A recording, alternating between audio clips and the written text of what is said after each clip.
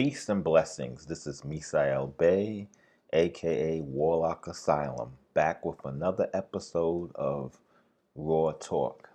And today, this will be an open letter to Sheik Azeem Hopkins-Bey. And the reason why I'm, going into this open letter is because out of all the Moorish Americans that I've seen working in action, Brother Azeem Hopkins-Bey is probably the finest example of what it means to be an Moorish American. He's one of the finest examples of what it means to be an Moorish American. And, what I really enjoy about it is that he understands the foundation of every society is with the family. So you always see him oftentimes with his family, which is a really good sign. He's not too much into debating, and he just stays on his square. He sticks to, the information that Noble Ali expounded upon through the Circle Seven, because very rarely do I see people speak from the Circle Seven. He speaks from the Circle Seven. He's a good brother. I'm not in his group or whatever. It's just some things, people live, and the testimony of what they're doing is noteworthy to people in all different sorts of classes and groups and stuff. And as a shaman, I could see like this dude, he may not be into some of the things that I'm into, but he's definitely an asset to his community. Why I kind of bring him up or whatever in this open letter, this video letter, is because there was a couple of things that kind of crossed my mind earlier in the week. And they kind of go into the state of affairs that exists now. On one side of the coin, let me get my gestures on. On one side of the coin, you have, wow, this has got to be a first in history. This is not good, but it's a first in history where you have a group of melanated people who have made a religion of studying law, right? And they're going to jail for it. That's one side. On the other side of the coin, you have a group of people who are trying to, live out what they're living out or whatever, and they're saying, that's not us. And a lot of them would even cooperate with the authorities to assist them in putting away these individuals who have made a religion of studying law. Okay? And that's the state of Moorish affairs, whether it's M.S.T.A. or, the Moorish sovereign movement. Beyond all this, we can say that all of these people have the same ancestral paradigm, So me reaching out to, Sheik and Brother Azeem Hopkins-Bey is to consider some things in moving forward and how a lot of this can be resolved.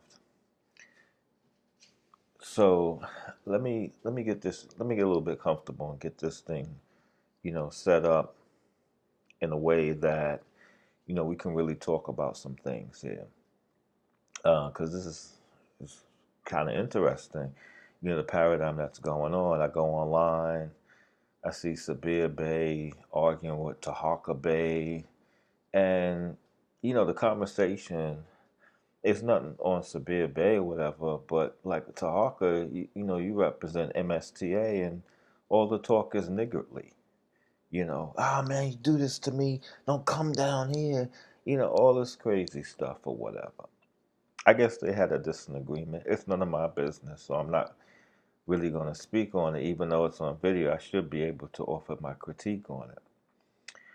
But here's where I was getting to. Since this is the situation, and both of these groups of individuals have the same ancestral root, Is it possible that the Moorish sovereign movement could be punishment from the great God Allah to the M.S.T.A.? Is that possible? Is it possible that the Moorish sovereign movement is Allah's punishment for misconduct and misappropriation in the M.S.T.A.? And that's something to think about, you know, because still in all, perhaps I would imagine if the Moorish sovereign movement or people who like to work outside the law or whatever, however people want to call it, um, were to come into the temple, if they would be welcome to come into the temple and, reform themselves from the MSTA's perspective, wow, that would be a great thing, you know. Um, Still, there's another problem because even the M.S.T.A. is divided. They're divided amongst themselves. So I don't think that, with the human psyche, you know, unity in the true sense of the term, um, it can exist, as far as respect and things like that concerned. But people, they're coming from different backgrounds, all walks of life, even in the same family, they're going to have differences. And, those differences is going to cause them to move in a certain direction because they have a different purpose in life. Until everyone has the same purpose, then we can expect to see everyone in the same gate. Uniformity doesn't command unity. You know what I'm saying? Um, so that's something else also. However, I would think that for the MSTA in itself, which I've heard is happening now, which is a good thing, um, to establish some meetings because, to be honest with you, before anything goes down, as far as uplifting fallen humanity, that's a big part, is getting together and getting something straightened out, talking over the table. And also, too, we have to consider that people are allowed to create their own way. You know what I'm saying? Um, Prophet Noble Drew Ali is not in physical form, in that presence. So, the rules according to Sufism is that you can never follow someone who's past form because they're not there to correct you on what they were saying. However, we can honor the principles, the five principles, and those things in itself um, will keep us all under the same umbrella, and that should be also too for um, groups who are practicing just a different variation of Moorish science. When it comes to law, this is this is kind of interesting because I did a video about black is not a bad term in Moorish science, and then you look at most of the people, they say, oh, this guy, he's just talking whatever. But guess what? Most of those people on the street corners calling themselves Moors and saying that, black according to science means death and all this crazy stuff, they're carrying around a Black Laws Dictionary. What's that? If black according to science, which I've showed in the video, the science that they're talking about is shamanism. If black according to science means death, what does it mean to walk around with a Black Laws Dictionary and study it all day? The Black Laws Dictionary is a Christian book. The same reason why the King James Bible is in every courtroom in America, so too is the Black Laws Dictionary a Christian book. Because here's the thing. Law is based on observation of what is natural. And so here's an interpretation of that. Laws are made as an interpretation of that from that individual's perception, right? Or that group or that collective. And then this corporate law, just all these different things. And so the Black Law Dictionary is built there to define it. Well, how come there isn't a Moorish Law Dictionary? You know what I'm saying? You saying black according to science means death, and in the circle 7, it says death is your friend. So that's not a bad term. But if you're going to say that black, according to science, means death, and herald is bad, and then walk around with the Black Laws Dictionary, you're a hypocrite. You're a hypocrite because all you're studying is the crucifix. That's the trick. Black Laws Dictionary in symbol is the crucifix. There's no two ways about it. You know what I'm saying? There's no two ways about it. And so the movement, has to recognize that and just to have love and compassion. You know what I'm saying? Family first. A lot of times I see in these discussions, there's nothing geared towards family. Maybe in the M.S.T.A, but outside of that, it's all individual. You know what I'm saying? And, when this dude gets up there and says this, then you say this, or you quote this law, and you could use this. I don't even see anything spiritual about that. You know what I'm saying? I mean, study of the law of the land is a good thing. You know what I'm saying? And if you understand what law is really set forth for, you will be able to procure a pretty fluent lifestyle. But if you're teaching people stuff that will get someone behind bars, you have no regard for the family because now the man is out the house.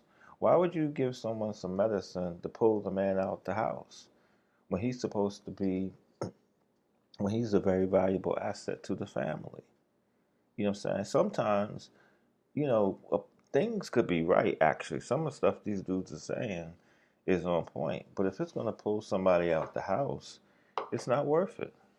You know what I'm saying? It's not worth it. Children need their father. A wife needs a husband. You know what I'm saying? And then when the situation goes down, they're just standing there in the arms folded and says, "Oh, this person doesn't have enough experience, or this, that, and the other." And you charge the person for some classes, right? Then this person's studying all this stuff, and even in studying it, it's a mantra to create the situation because their mind is constantly on, this sort of thing. It has nothing to do with learning to love, instead of hate. There's nothing to do with that. It's just about getting even, for this, that, and the other, whatever. And a lot of this is the motivation behind this nonsense. You know what I'm saying? However, my message to Sheik Azeem Hopkins-Bey is that this beast, of philosophy could be punishment from Allah to the M.S.T.A for the corruption that's going on inside, the disunity.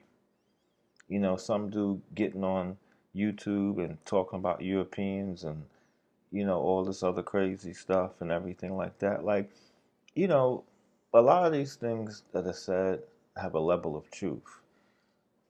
However, I want to repeat again, like I did in the last video, when you look at the Bible, since these guys want to study Christian documents, um, one of the first person to tell the truth in the Bible was Satan, and it wasn't with the whole scope of knowing.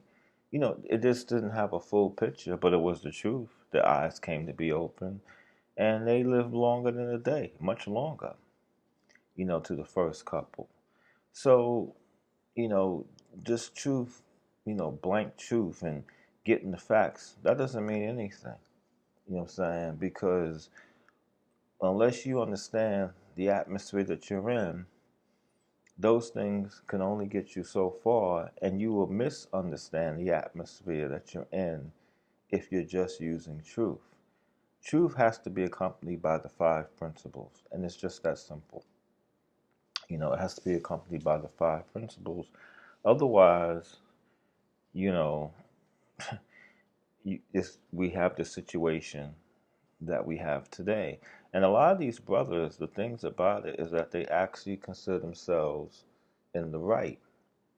Gurdjieff said, Gurdjieff was a mystic, Armenian mystic. He said that no one does evil for the sake of doing evil, but everyone does good is how they see it. So whether someone's about to commit a murder or something, they think they're doing some good. They don't think like, oh man, I'm doing evil and stressing themselves out. Maybe in some situations, but the most part, people are convinced about what they're doing that it's right. You know what I'm saying? And it's just sad that these people are making a philosophy and they have a religion of studying the law, and that's actually what's putting them behind bars. That's how shows you how deep it is. You know what I'm saying? Because they're breaking the taboo of family. If you're studying something, and it's not something that's necessary about your survival. I mean, the way it is, important to your survival, but it's something that more than likely you're gonna get pulled out the home. It ain't worth it. It ain't worth it. You know what I'm saying? And nobody with or no organization, it's honorable is gonna put you in that situation. So those are some things to think about as we move forward. You know, it's just really sad looking at the amount of people who are exposed to this. So really sad. Um, but c'est la vie, you know. So I think the best thing to probably do is just to move forward and, really try to get things together from the M.S.T.A. side and maybe try to reach out to some of these people and really educate them about what's going on. And they would appreciate that for the most part. They would appreciate that for the most part. And also try to get them some umbrellas of unity. Learn to respect each other and respect the differences. You know what I'm saying? Otherwise, I can't see how, the Noah of all worlds could be backing something and everything is all over the place. You know what I'm saying? Maybe in certain individual groups, there's a certain thing going on, but if your name is being tarnished, I don't know. This same situation happened with Sunni Muslims. And what they did, you could see it in the news, all this media on them and everything. And they got together and they didn't blame anybody. They said, it's something that we did for Allah to allow this to happen to us. That's what they said. Amidst all the Taliban, terrorism talk, jihad, they came out and said, you know what? We probably messed up along the way. And maybe that's what Moorish Americans should do. They should go back. You never know, you know, you put people on a pedestal, something like that is doomed to fall. Even in the Mosaic law, this dude couldn't go in the promised land because he made a mistake. Now, his law was valuable, but he had to pay for that. You know what I'm saying? And in the midst of, uplifting falling humanity, there's certain things that, that are not correct and that need to be called out. And so I don't see, these people talking about ways to restore themselves back to the plight and the environment and the prosperity that Sheik Azeem Hopkins-Bey often talks about or associates with the Moors. I don't see that conversation.